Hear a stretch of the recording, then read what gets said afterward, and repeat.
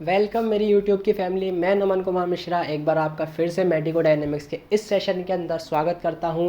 हम जो एनाटॉमी और फिजियोलॉजी के ऊपर चल रहे थे, इससे पहले अपन ने टिश्यू पढ़ लिया है। टिश्यू के अलावा अपन ने बहुत सारे अलग अलग वेरिएट टाइप्स के टिश्यू पढ़ लिए हैं। कनेक्टिव क्या होता है, मस्कुलर क्या होता है। उसके बाद में अपन ने बोन स्टार्ट कर दिया था। बोन के कैरेक्टरिस्टिक्स क्या होते हैं, जो जो बेसिक फंक्शन है, सब कुछ बोन के बारे में वहाँ पढ़ा दिया है।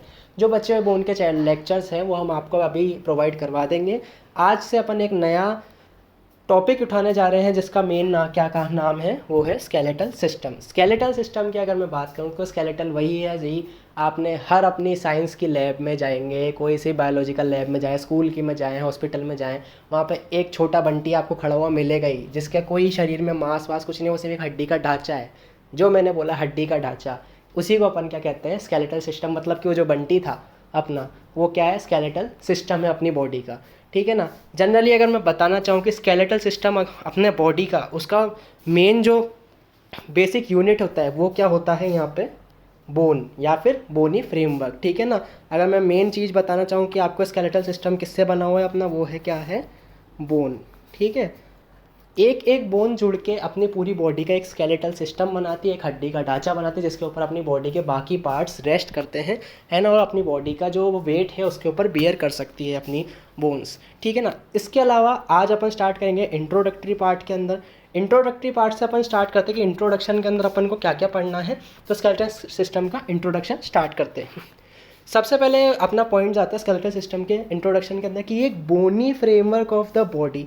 बोनी फ्रेमवर्क ऑफ द बॉडी का मतलब है कि भाई जैसे कि ये एक हड्डी है, ये दो जॉइंट है, ये फिर दूसरी हड्डी है, ये फिर जॉइंट है, ये फिर तीसरी हड्डी है, ये फिर जॉइंट है, और फिर ये चौथी हड्डी है और जॉइंट है।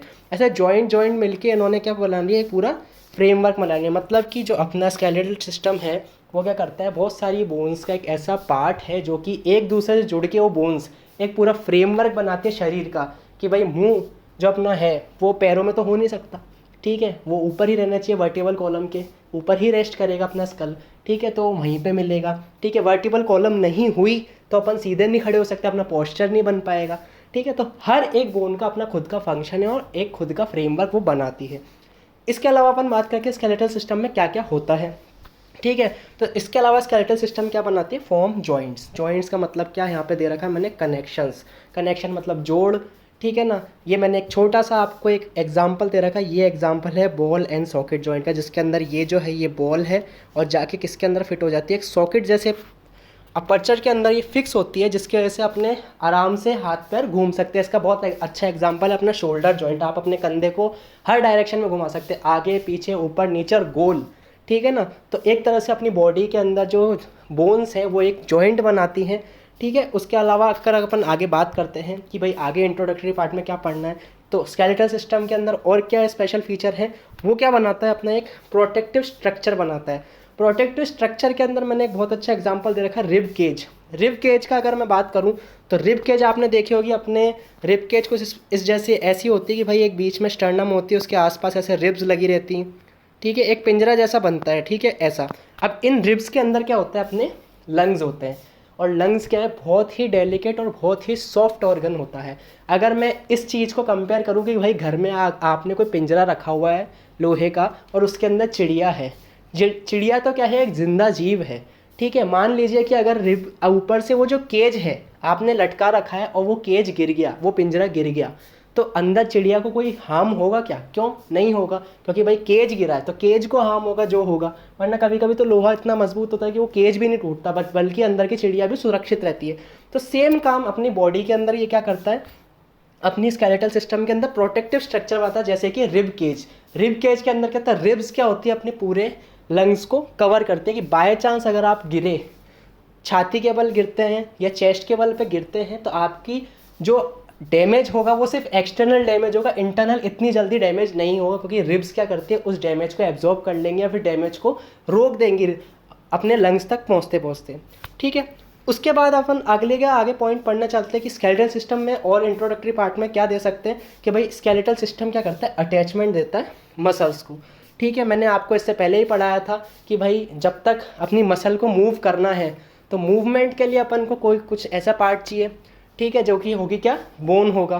ठीक है, जब तक जैसे कि इसके अंदर दिखाते हैं कि ये बॉल एंड सॉकेट जॉइंट जब तक ऐसे मसल से अटैचमेंट नहीं होगा तब तक मूवमेंट करवाएंगे कैसे, ठीक है। तो ये बोन्स क्या होती है, मसल्स को अटैच करते हैं। अगर आपको हाथ हिलाना है अपना, ठीक है, तो हाथ हिलाने के लिए आपको क्या अपने बाइसेप खींचने पड़ेंगे, और अगर आप अपने बाइसेप खींचेंगे तभी तो आपका हाथ पीछे की साइड जाएगा। तो बाइसेप क्या अपनी मसल है जो कि किससे अटैच है, अपने ह्यूमरस से अटैच है, और जब तक वो बाइसेप नहीं खींचता तब तक अपनी हाथ की जो हड्डियां हैं पीछे अपने हाथ की साइड नहीं आती। इसलिए एक स्केलेटल सिस्टम क्या करता है, अपनी अटैचमेंट प्रोवाइड करवाता है मसल्स को, ठीक है। इसके बाद में अपन अगले पढ़ेंगे कि फॉर्म कैविटी। कैविटी के अंदर मैंने यहाँ बता रखा है खाली जगह। खाली जगह का मतलब अगर मैं एग्जांपल अच्छा सा देना चाहूँ कि अपनी पेल्विस, आपने देखा होगा पेल्विक कैविटी जो होती है, पेल्विक कैविटी जो होती है अपने हिप बोन से बनी हुई है, और वो एक ऐसा पूरी खांच जैसी स्ट्रक्चर बनाता है, फोसा टाइप स्ट्रक्चर बनाता है, जिसके अंदर अपना ब्लैडर का रेस्ट कर सकता है। आपका जो यूरिनरी ब्लैडर है वो उस कैविटी के अंदर आराम से रेस्ट करता है। इसके अलावा और भी बहुत सारी कैविटीज़ या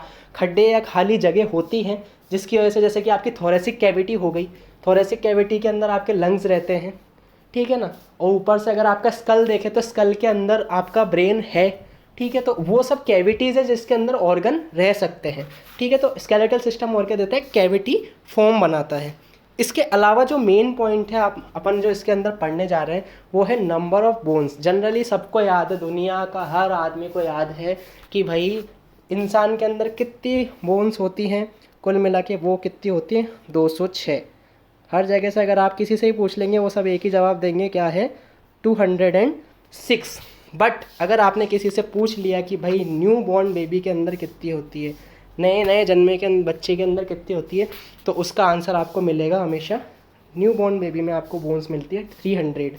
इसका रीज़न क्या है 300 मिलने का, कि जब बेबी बॉर्न होता है तो बहुत सारी जो बोन्स होती हैं वो फ्यूज नहीं होती, मतलब कि जुड़ी हुई नहीं होती। जैसे कि एग्जांपल दूँ कि न्यू बॉर्न बेबी के अंदर ये मान लीजिए कि ये बोन है, बट इस टाइम ये जुड़ी हुई नहीं है, ठीक है। तो ये जो अलग अलग बोन्स होती हैं ये बाद में जब फर्दर डेवलपमेंट होता है, बच्चे का आगे जाके डेवलपमेंट होता है, तो उसके अंदर आगे जाके बोन फ्यूज़ हो जाती है। इसका एग्जांपल जैसे सैक्रम हो गया आपकी, जिसको टेल बोन भी कहते हैं अपन, वो आगे जाके जुड़ जाती है, जो फ्यूज्ड बोन है एक तरह से, ठीक है। तो इसलिए अपने जन्मे बच्चे के अंदर अपन को कैसे मिलेगी, 300 हड्डियाँ मिलेंगी, ठीक है, क्योंकि उसका फर्दर डेवलपमेंट अभी बाकी है, उसके अंदर अभी फ्यूजन होना बाकी है, वो हड्डियों का जुड़ना बाकी है, ठीक है। तो कुल मिला के न्यूबॉर्न बेबी में कितने मिलते हैं, 300। मान लीजिए मैंने 3 हड्डियाँ बनाई हैं बच्चे की, ठीक है। अब जैसे डेवलपमेंट हो गए एक दूसरे के पास आएंगे और डेवलपमेंट होकर जुड़ जाएंगे और एक कॉमन बोन बना लेंगी।